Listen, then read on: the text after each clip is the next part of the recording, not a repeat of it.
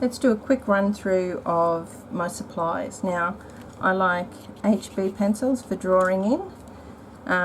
They're a lot lighter than a 2B and they're easier to erase. I also use watercolour pencils if I'm drawing in under watercolour. Main reason being, when you then start drawing and painting in, so if I'm painting in a green, that just disappears. So then there's no need to erase or anything like that. I tend to use a couple of colours. These are the three that I use most commonly. These are Albrecht Dürer, so there's a warm grey, light flesh and cream. If I'm doing a tonal drawing, I really like Castell 9000, Faber-Castell 9000, either in 6B or HB. The reason I like them is because they're incredibly smooth to draw with. Now I'm drawing on Bristol board paper, which is smooth anyway, but it's really easy to build them up and not get sort of lines appearing. You can get incredibly smooth shading with them, especially on smooth paper. But if you go work over them a little bit, you can also get incredibly black blacks. So I actually really like, that's my favourite by a long way. I just use a normal eraser. I also have kneadable erasers, which I use sometimes, but because often I use watercolour pencil, I find that I don't have to worry too much about it damaging my paper. This, however, I'm really picky about, a sharpener. Now I use a Palomino Blackwing sharpener, which is made for Palomino Blackwing pencils, but I use it across the board. This side, it's got the two holes. Now it's not for two different sizes pencil.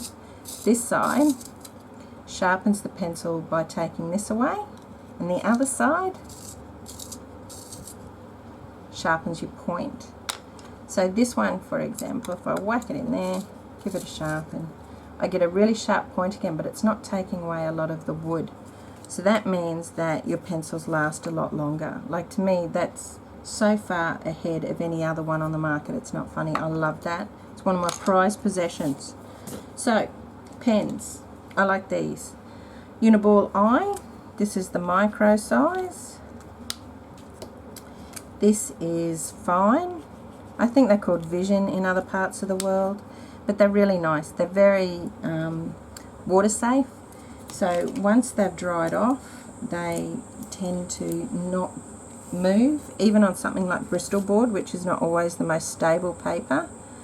Like, they'll stay quite stable even on a very humid day, although that one's moving a little bit now. But what I do like about them is the fact that they will move a bit.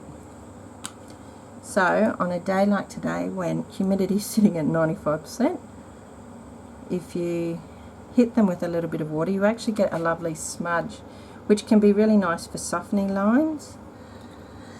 So, but you know, they're also not, once that dries, it won't move again. And on a less humid day, I find that they are incredibly stable. The other one I use is a Micron 005 or 005, because it gives such a fine line. I use that a lot in illustration work. And finally, white pen. I use a Signo Uniball Signo Broad, so it's quite good.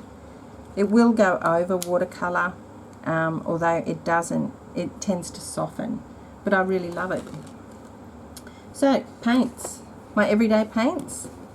I use these Koh-i-Noors. They're not always light fast, so you've got to be really careful with that.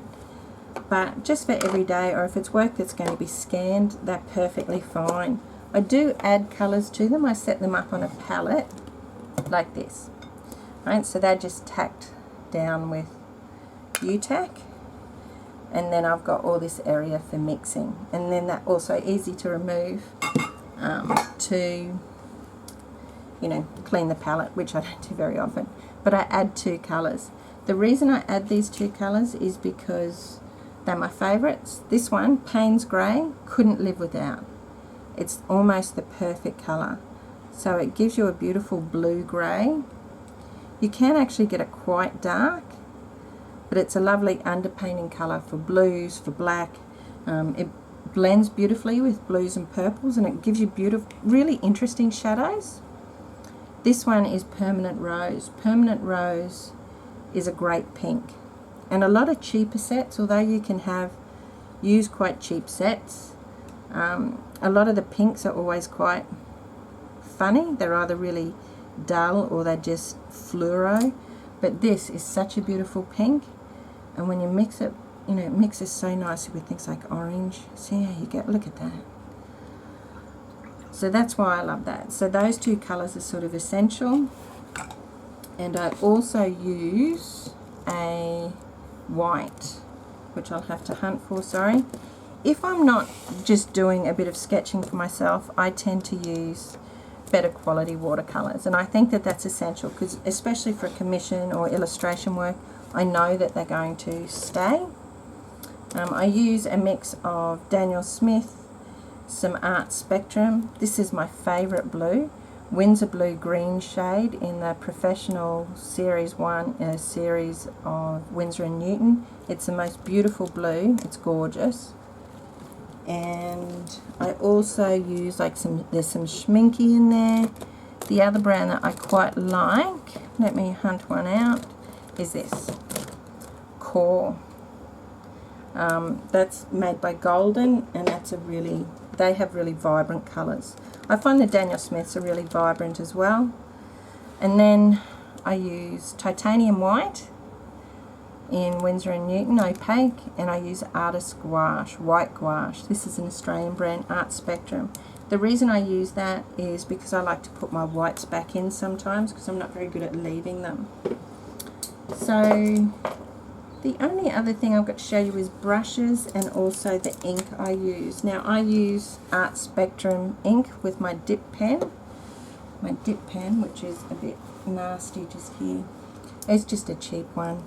I really like this Art Spectrum ink because, stay there, I find it is pretty water resistant. I always use it right at the end, so I don't have to worry about that too much, but you know, it works really well for me.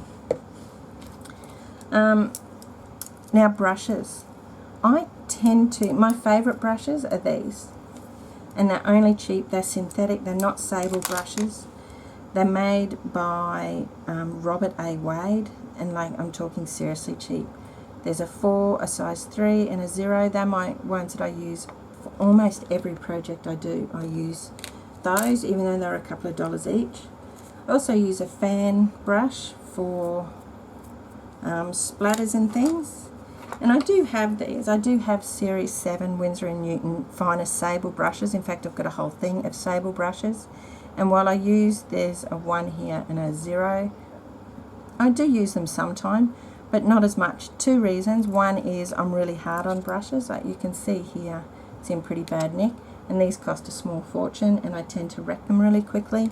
But also, I like the feel of these ones. They pick up lots of stuff. Like, they're not cheap, bottom of the market, $1. You know, they're sort of $10 each, but they're a lot cheaper than $40 that I have to pay for those. And this is the last thing. This is, without a doubt, the most essential thing in my kit.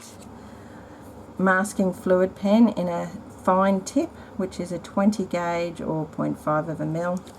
They say it's non-clogging, but it can be. But what I love about this is there is a really fine tip here, and you have really good control for putting down masking fluid. You do have to be careful though, because it will clog. If you're not, you've got to make sure you really put the thing in and out, but you get beautiful lines. So for almost all of the work you see, that is what I use.